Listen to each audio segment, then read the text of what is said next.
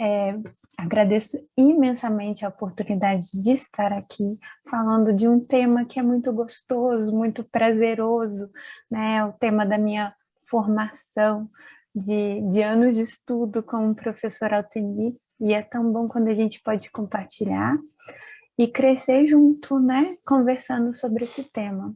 Então, Fernanda, se tiver alguma consideração, assim como a todos os ouvintes aqui, se tiver, né, alguma dúvida, pode me interromper. Eu acho que o momento aqui é de diálogo, não necessariamente de explanação. Então, muito obrigada, viu? Me apresentando rapidamente, eu sou professora de psicologia no Instituto Metodista Gramber, aqui na cidade de Juiz de Fora, Minas Gerais. Leciono disciplinas de neuropsicologia, de avaliação psicológica e de terapia cognitivo-comportamental, que é essa minha linha de atuação na área clínica também. Mas antes da minha formação profissional veio a minha formação acadêmica. Já há muitos anos a temática, né, conhecida por muitos como altas habilidades, superdotação. Hoje vou utilizar um pouquinho da palavra dotação e talento, mas se referindo à mesma nomenclatura que o MEC utiliza, né? São as pessoas superdotadas ou com altas habilidades.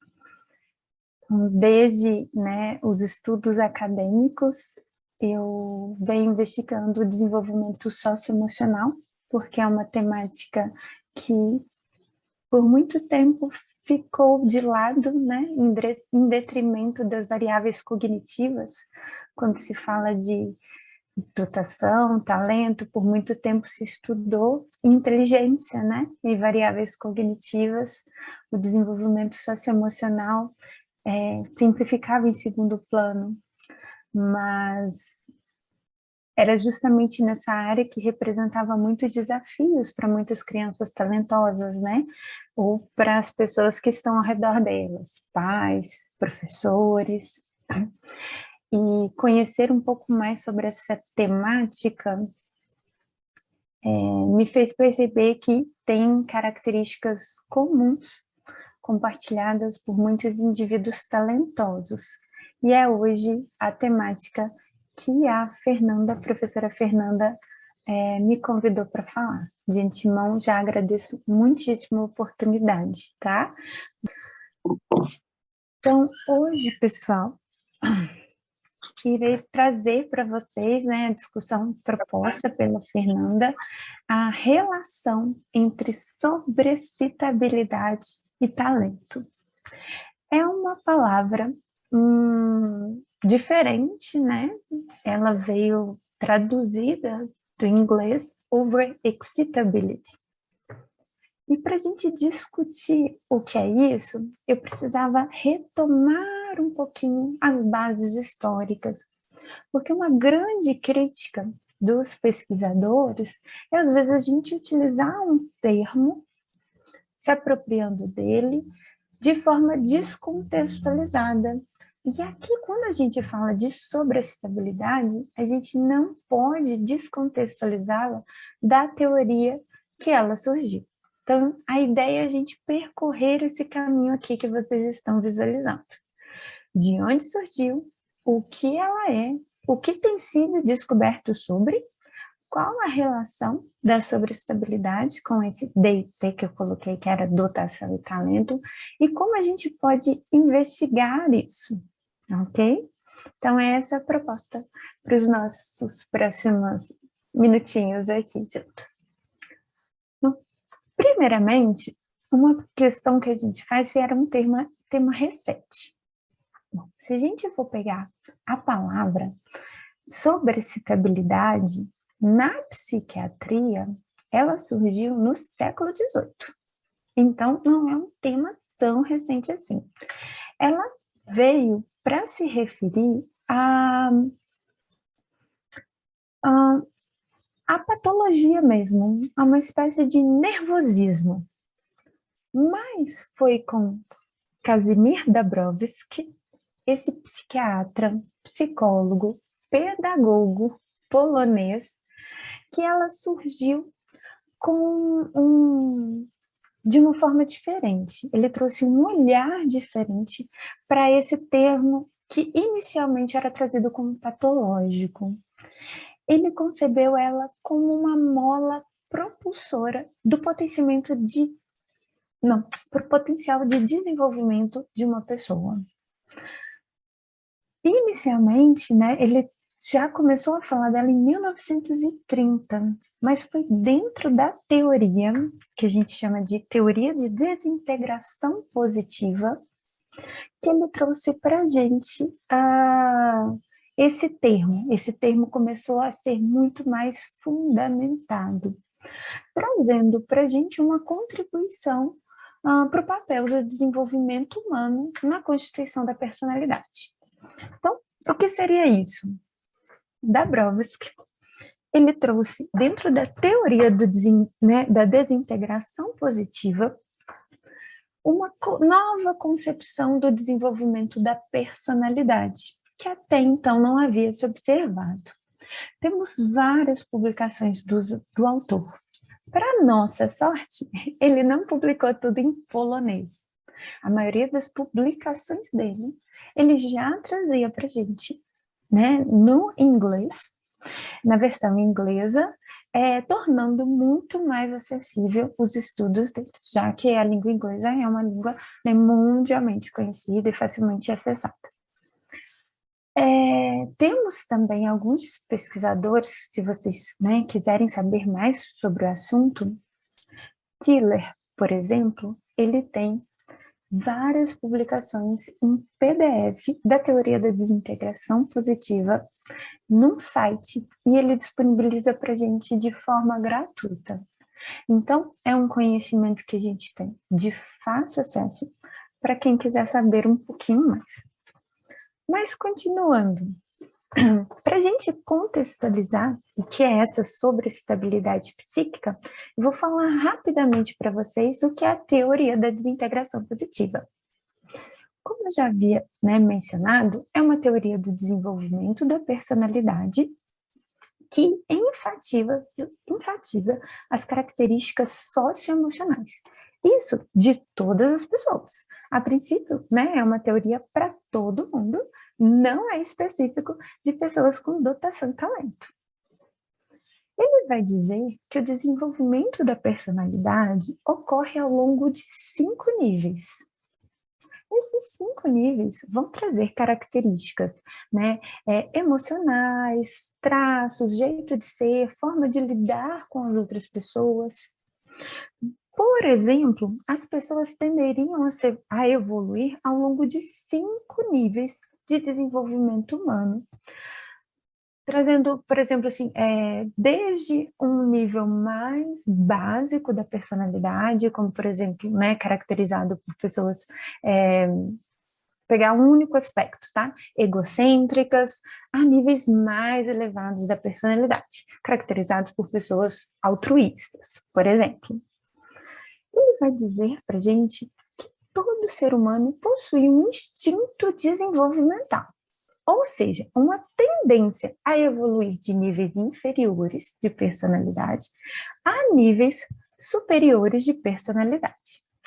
O que influencia o desenvolvimento de alguém ao longo desses níveis?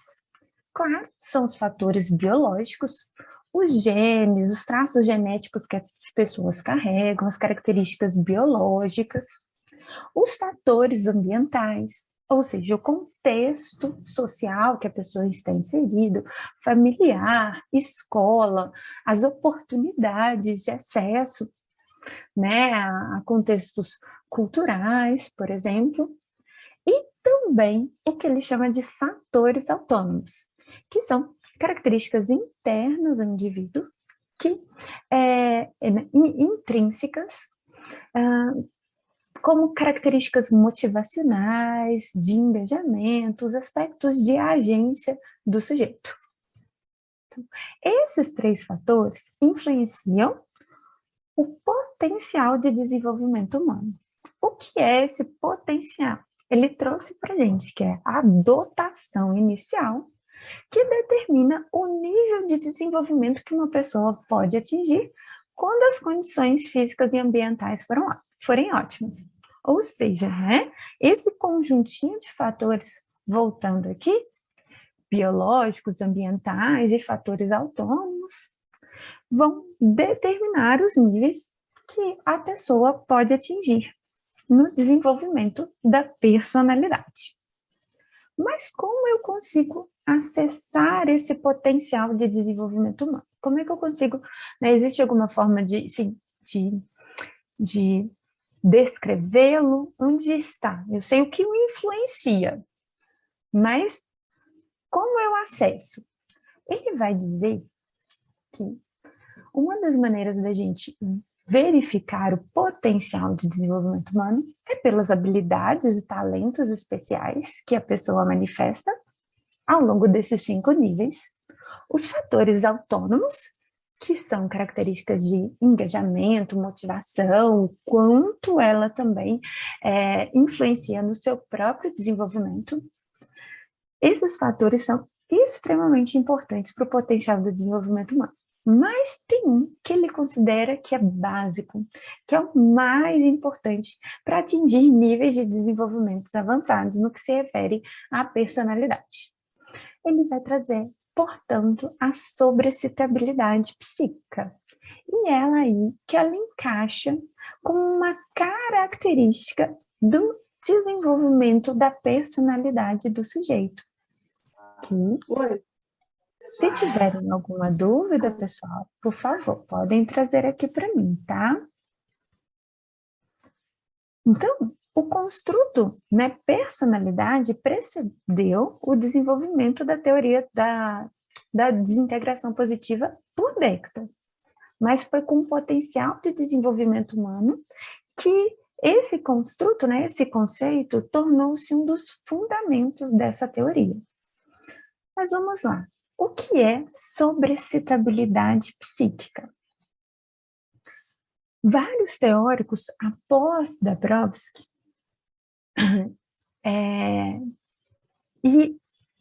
antes um pouquinho, tentaram conceituar esse tema que é tão complexo.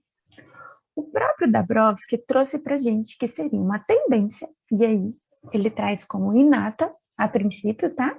Tendência dos indivíduos reagirem com extrema intensidade e sensibilidade a diversos estímulos, sejam eles externos, né, ou internos ao próprio indivíduo. Então, sobrecitabilidade psíquica seria possuir elevada vivacidade, uma perceptividade grande, uma persistência, ser enérgico, ser intenso, pode ser quieto ou agitado, independente. Ser capaz de sentir profundamente as coisas, ter imagens mentais, ou até mesmo auditivas vívidas. Trata-se, portanto, de uma elevada capacidade para responder de forma diferenciada e intensificada à estimulação. Isso em duração e frequência. Ok? Existem 5 áreas ou 5 padrões de sobrecitabilidade que o Dabrowski descreveu para a gente. Temos a área sensorial, psicomotora, intelectual, imaginativa e emocional. Vejam bem, que eu ainda estou falando de uma teoria de personalidade e de características que são comuns, podem ser comuns a todas as pessoas. Ainda não estou falando de dotação e talento, ok? De forma que algumas pessoas podem possuir uma elevada sobrecitabilidade em uma área ou padrão e em outras não. Ok? Vou apresentar para vocês cada uma delas. Sobrecitabilidade intelectual, por exemplo, ela é caracterizada pela avidez pelo conhecimento, pela preocupação com problemas teóricos, pelo uso de raciocínio lógico e investigativo.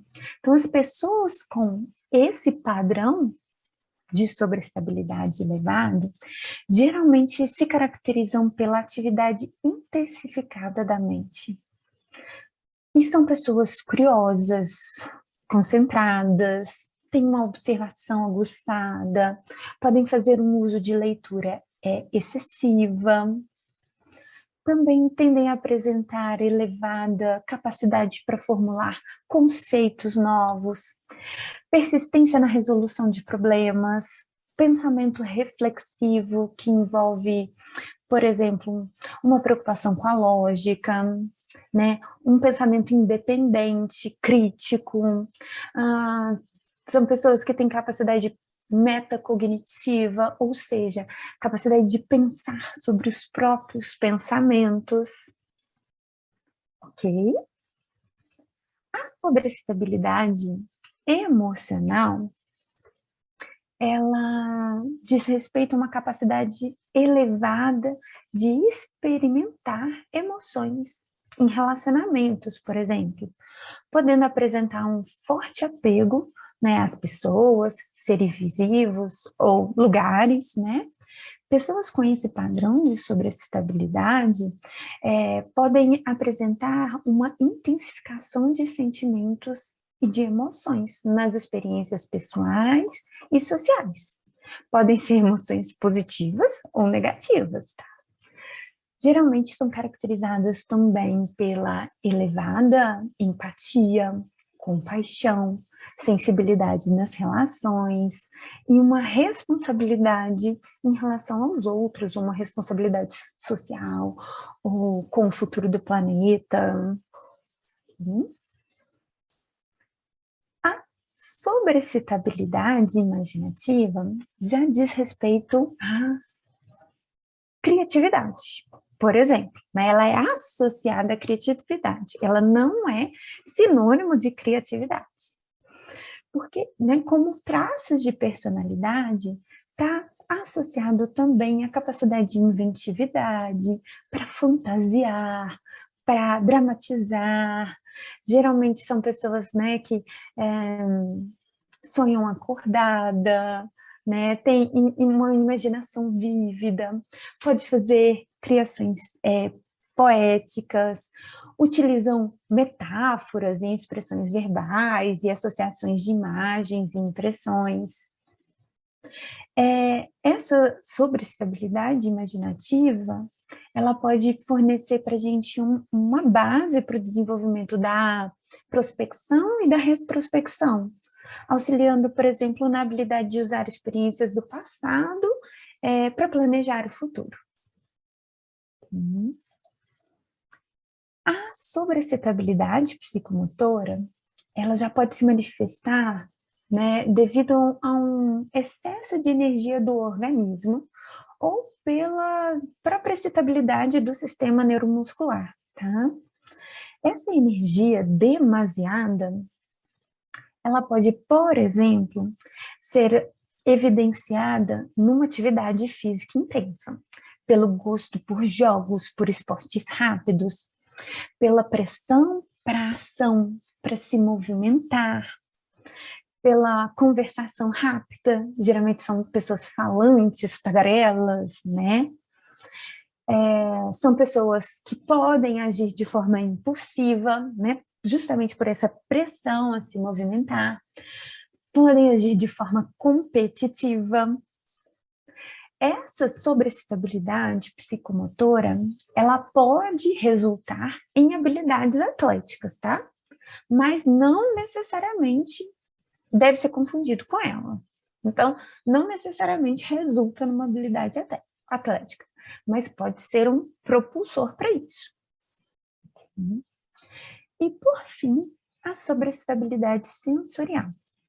Ela diz respeito à elevada diferenciação, sensibilidade e vivacidade em experiências percebidas pelos 5 sentidos, né? Visão, audição, tato, paladar. Trata-se, portanto, pessoal, de uma capacidade de resposta aos estímulos, né? por meios visuais, por meios de texturas, de cores, de sons, de formas. Então, pessoas com elevada sobreestabilidade sensorial podem apresentar intensificada vivência de prazeres sensoriais, tais como a apreciação da beleza, do odor de objetos, ou som de uma música. Okay?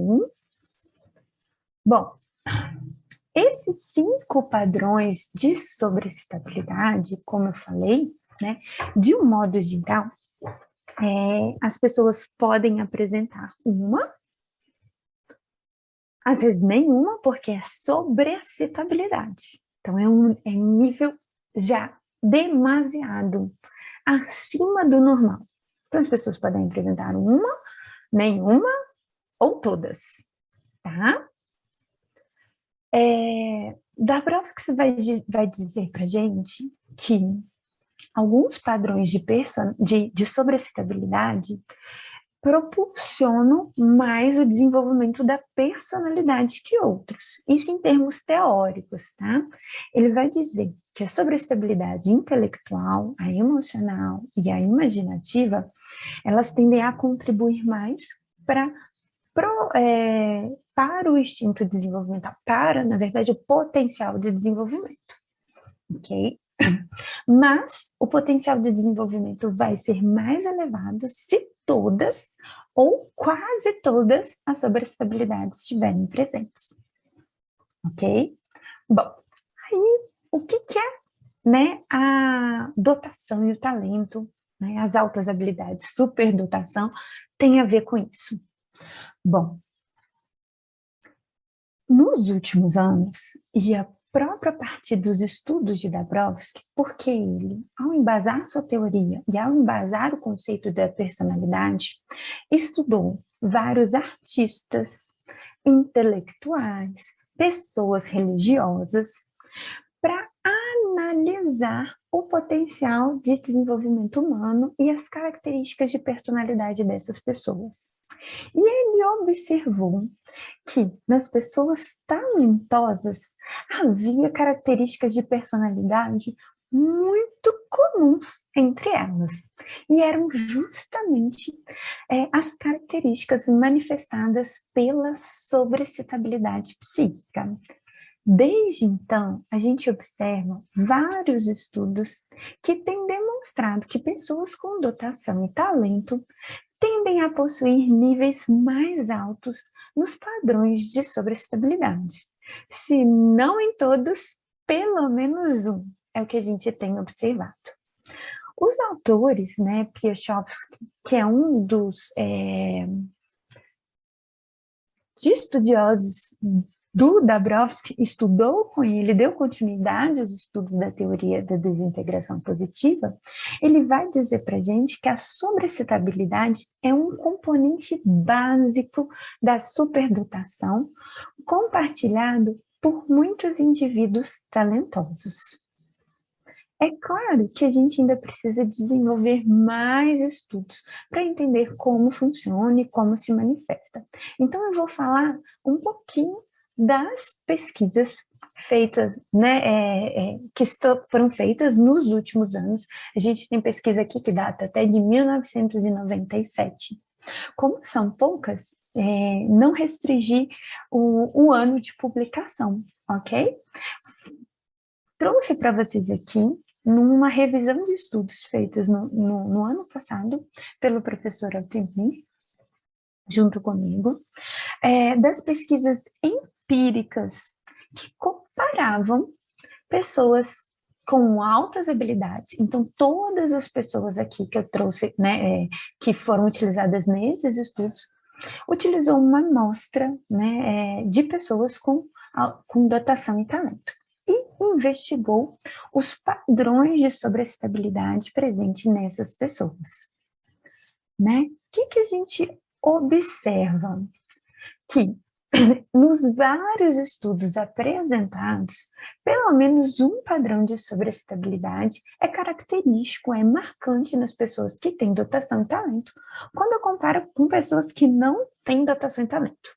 A gente observa aqui que a sobreexcitabilidade intelectual é dos padrões mais presentes, mais observados no estudo. Nos estudos de modo geral, né? Claro, pessoal, que eu preciso analisar com muita cautela isso daqui.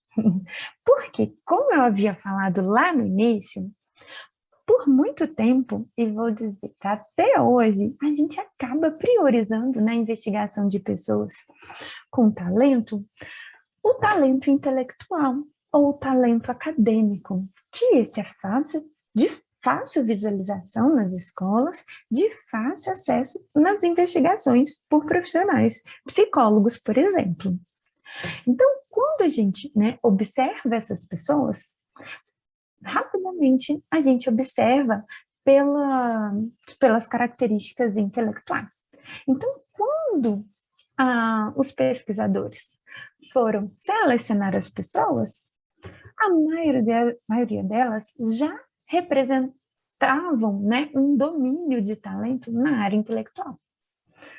A amostra não era diversificada, por exemplo, de talento artístico, de talento no esporte, né, de talento criativo produtivo. A maioria das pesquisas contavam com amostras de talento na área intelectual. Outra característica, né, marcante que a gente observou, mesmo assim, né, mesmo sendo por amostras predominantemente de talento intelectual, a gente observa a presença elevada de sobreexcitabilidade imaginativa e de sobreexcitabilidade emocional. Nas pesquisas que identificam a presença de sobreexcitabilidade psicomotora e sensorial, geralmente contavam com amostras de pessoas identificadas em diferentes áreas. Ok, pessoal? Continuando. Como eu falei, os padrões de sobreexcitabilidade dizem respeito às características de personalidade, mas a gente já observa semelhanças quando a gente compara com outras teorias de dotação e talento. Por exemplo, o modelo de dotação e talento proposto pelo Gagné, que é um dos próximos palestrantes do Instituto CIS, não é? Ele já propõe para a gente alguns domínios de talentos na área intelectual, criativo, social, perceptual e físico. Podemos observar, então, semelhanças com domínios de talento e padrões de sobreexcitabilidade da teoria da desintegração positiva. Eu peguei aqui de exemplo somente o Gagné, né, do modelo diferencial de dotação e talento. Mas a gente pode fazer associação até mesmo com modelos mais conhecidos por nós, como, por exemplo, o modelo do Renzulli, que traz para a gente o modelo dos 3 anéis, né? Com elevada capacidade intelectual, elevada criatividade e envolvimento com a tarefa. Se a gente pegar esses componentes com a própria teoria da desintegração positiva, a gente vai ver associações também com a personalidade. Então, apesar da teoria da desintegração positiva não ser uma teoria específica de dotação e talento, ela traz para a gente grandes contribuições para esse público, especialmente quando a gente fala de contribuição do desenvolvimento social e emocional. Quero trazer para vocês, antes disso, antes de falar de algumas medidas, um aspecto... Não, vou esperar mais um pouquinho. Vou seguir a ordem aqui, tá, pessoal? Vamos lá. O que as pesquisas mostram para gente? Então, se pessoas com dotação e talento têm elevados níveis de sobreestabilidade psíquica, então essa sobreestabilidade poderia nos auxiliar na própria identificação dessas pessoas, não é? Ou identificar sobreexcitabilidade nessas pessoas poderia nos auxiliar a compreender mais as características do seu desenvolvimento social e emocional. Assim, medidas de sobreestabilidade, né, utilizadas para investigar essas características, são extremamente importantes e começaram a ser criadas desde 1983. A primeira medida, né, foi por um dos principais pesquisadores, Piechowski. Dabrowski começou a investigar de uma forma qualitativa, por meio de observação, e, posteriormente, a operacionalização dos padrões de sobreestabilidade fizeram-se necessárias. Deixa eu tomar uma água aqui, pessoal.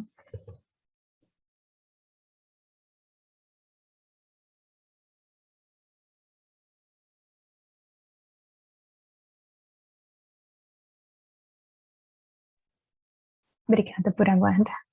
Então, o que nós temos a nível internacional, ok? A gente tem o Overexcitability Questionnaire 2, que é um questionário de autorrelato com 21 questões abertas, que objetivam avaliar a presença e a intensidade dos padrões de sobreestabilidade. Como é um questionário de questões abertas, as pessoas descrevem essas características. Precisa de um avaliador treinado e com bom conhecimento na área de sobreestabilidade para conseguir captar essas características. Os questionários, né, abertos, geralmente eles são mais difíceis e menos acessíveis à população de um modo geral. Posteriormente, apesar de extremamente necessário para a investigação de análises qualitativas, tá?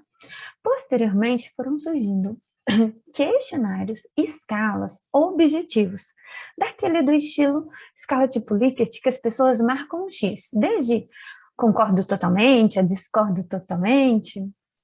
Então, foram surgindo medidas mais objetivas. A gente tem o ELEMEN, ou que é uma medida de 30 itens destinada ao preenchimento por professor, tá? Para investigar o índice e a frequência de padrões de sobreexcitabilidade em estudantes do ensino fundamental, ok? A gente não tem tradução dessas duas escalas que eu falei, nem da Mia Scale, que é uma versão oriental, de autorrelato também, com 50 itens, sendo 12 para cada padrão de sobreestabilidade. Essas 3 medidas, a gente só tem ela em língua estrangeira, o que dificulta o nosso acesso. Existe o Overexcitability Questionnaire 2, que é a versão de questões fechadas do OEQ. O OEQ é esse primeiro aqui de questões abertas. O OEQ 2, ele tem sido a medida mais utilizada a nível internacional. Ele já foi traduzido para mais de 2 dezenas de países, se não me engano. E a gente tem a versão brasileira dele, ok? Contém 50 itens que tem como objetivo mensurar a presença dos 5 padrões de sobreestabilidade.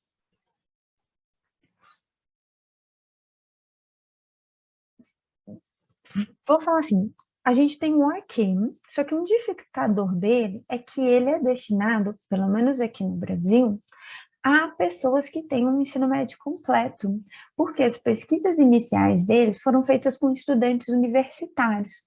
A gente não tem pesquisa para estudantes do ensino fundamental, ok? Tendo em vista essa limitação, um dos estudos, né, junto com o grupo de estudos do professor Altemir, aqui da Universidade Federal de Juiz de Fora, propôs a criação de uma escala de sobrecitabilidade, aproxima aqui, ó, destinada a estudantes do ensino médio, porque o OEQ acabava tendo uma linguagem que não era acessível para crianças.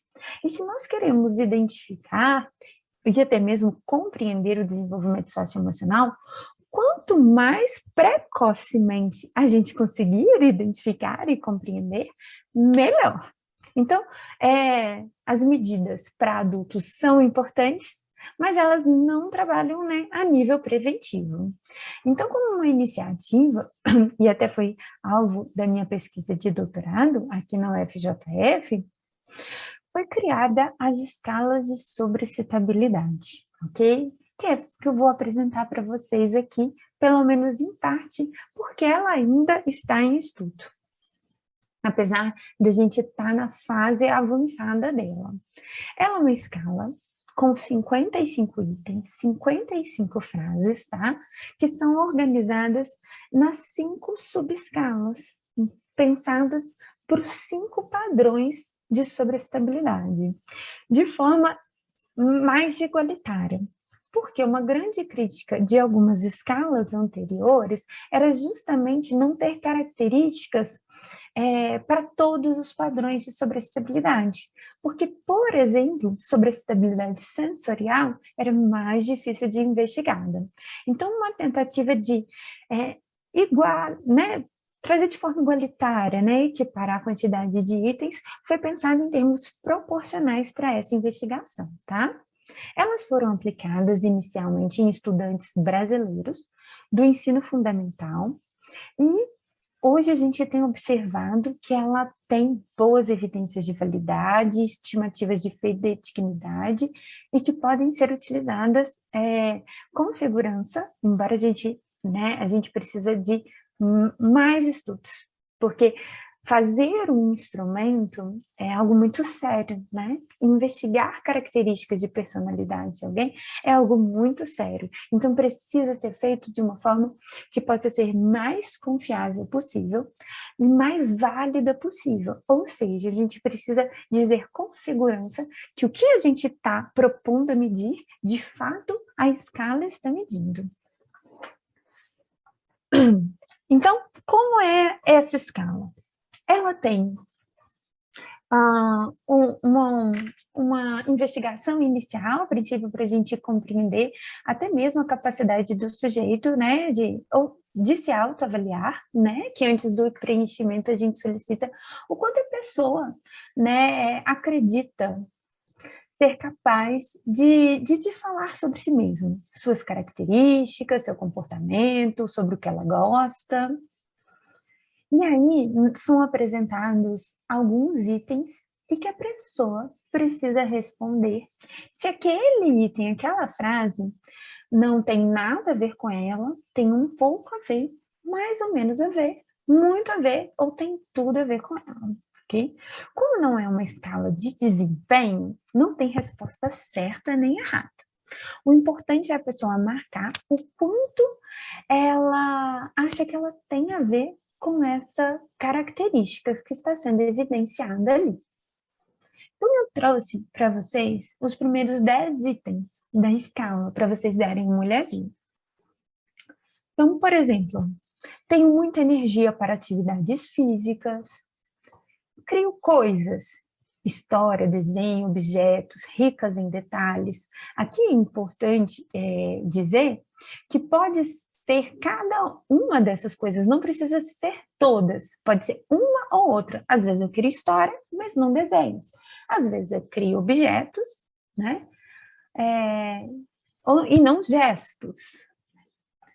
Adoro sentir perfumes, cheiros. Esses itens precisam ser analisados com cautela, tá? Uma análise qualitativa não exclui a investigação, né? Uma investigação quantitativa não exclui uma análise qualitativa, Porque eu posso adorar, eu posso não adorar, mas eu posso sentir intensamente, tá? Então, para contexto clínico, análises qualitativas são importantes. Então, tenho um raciocínio muito rápido, tenho muitas ideias diferentes, sou bom em atividades que precisam do tato, por exemplo, diferenciar texturas, explorar objetos com as mãos. Sinto muito prazer com a variedade de cores, formas ou imagens. Preocupo-me bastante com o futuro do planeta. Sinto uma necessidade muito grande de sentir o sabor das coisas. Consigo entender com muita facilidade os sentimentos das outras pessoas.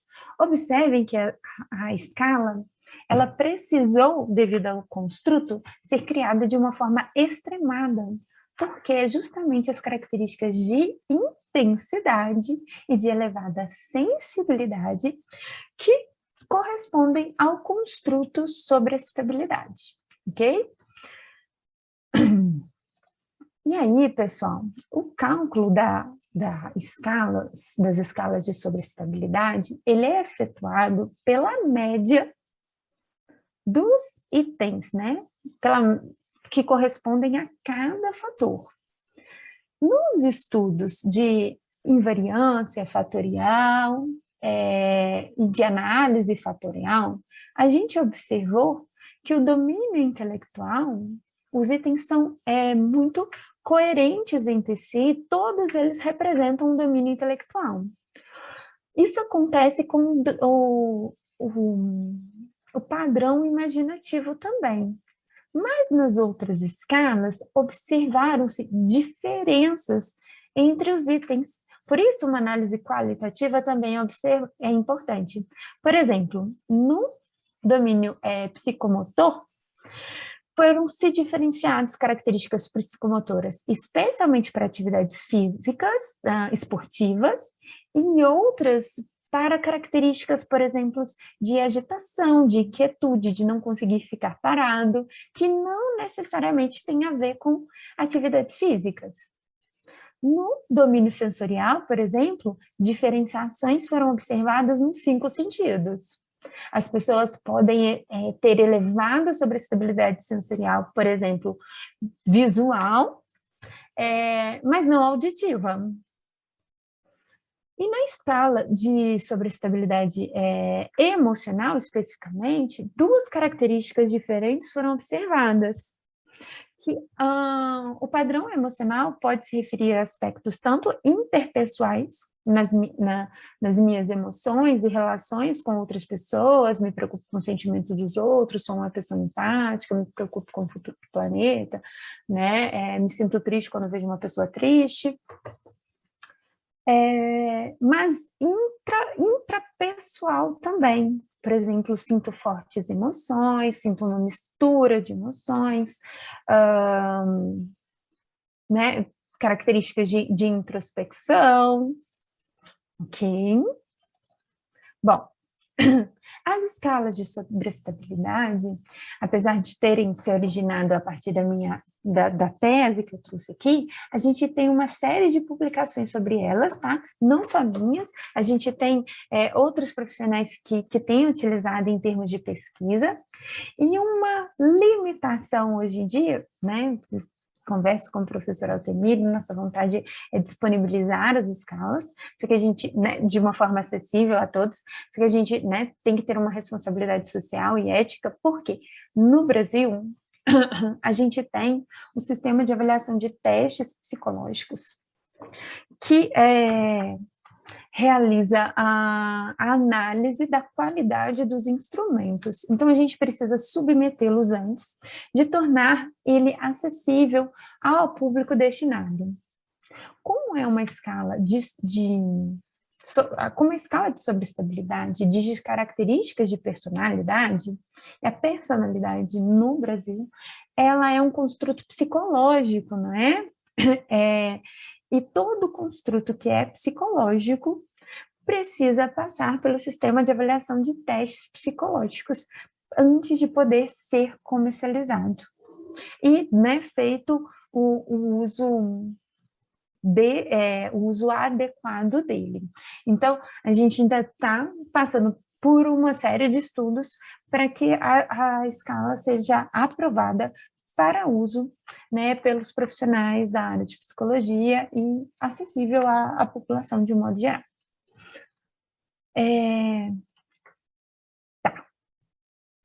Algumas contribuições que a gente observa da teoria da desintegração positiva para a área de dotação e talento.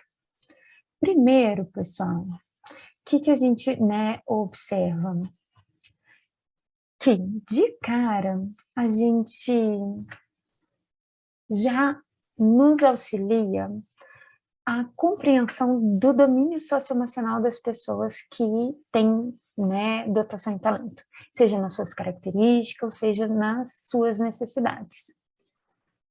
Um aspecto muito importante, muito delicado, que a gente observa dentro do contexto clínico ou dentro das nossas escolas, é que a presença de sobreestabilidade, por justamente ser essa característica aumentada, intensificada, né, ela dá a impressão negativa de que as pessoas com talento têm problemas de comportamento ou disciplinar, né?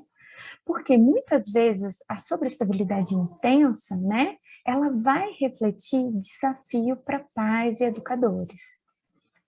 Nem sempre a sobreestabilidade vai gerar benefício para aquelas pessoas que possuem e para as pessoas que lidam com elas, né, com as pessoas que estão ao redor. Muitas vezes vão pais de crianças com talento vai dizer que são características assim, desafiadoras, porque ela justamente se dá pela reação emocional. Só um minutinho.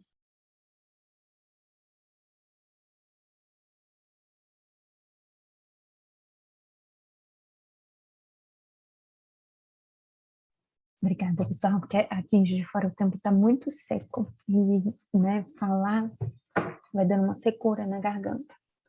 Então, justamente as pessoas, né, manifestam reações emocionais que podem parecer exageradas, podem ter dificuldades para se acalmar ou acalmar a sua mente, né, podem manifestar um pensamento acelerado, podem se caracterizar por uma necessidade excessiva de atenção. Então, muitas vezes, elas vão representar desafios para pais, para educadores, né? E aí pode gerar grande tensão e estresse, né? Então, cada uma das sobreexcitabilidade vai trazer uma questão que pode ser observada num aspecto negativo mesmo. Então, por exemplo, a sobreestabilidade emocional, ela pode, além de gerar grande tensão e estresse, né, ela pode manifestar, assim, a pessoa ter uma grande preocupação com os outros e a consciência dos acontecimentos globais, por exemplo, pode predispor as pessoas com talento a criar emoções muito intensas. Né, tem até alguns estudos que mostram que, por exemplo, a mistura de emoções e sentimentos em um nível elevado pode aumentar, pode se assemelhar à oscilação de humor, que muitas vezes podem ser mal diagnosticadas como um transtorno bipolar, por exemplo, né?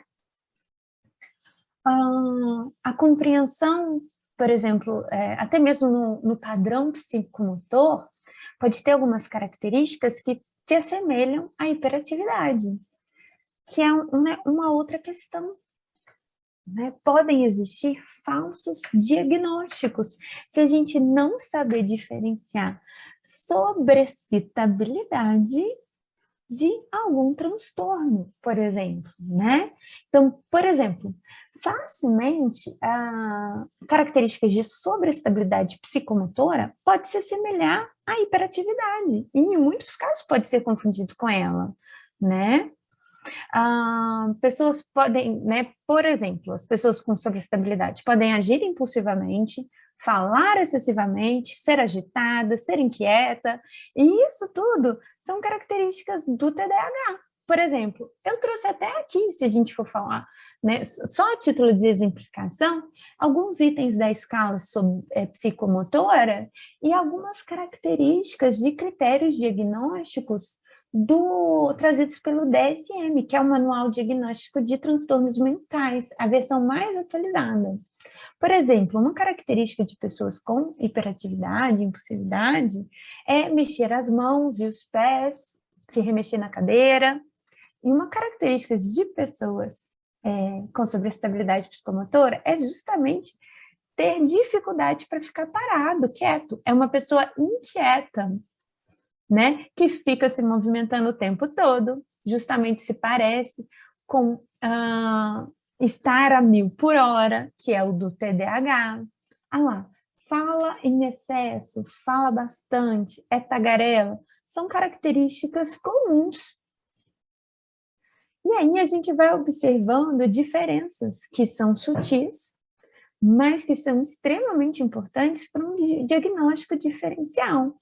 Porque a gente não pode esquecer que as características de sobreestabilidade psicomotora, apesar de parecerem, né, ter componentes negativos, né, para a pessoa ou para aqueles que a cercam, lembra, ela é promotora de desenvolvimento, né? Ela tem a ver com potencial de desenvolvimento, não necessariamente ela é prejudicial, tal como pode se manifestar num transtorno do déficit de atenção e hiperatividade.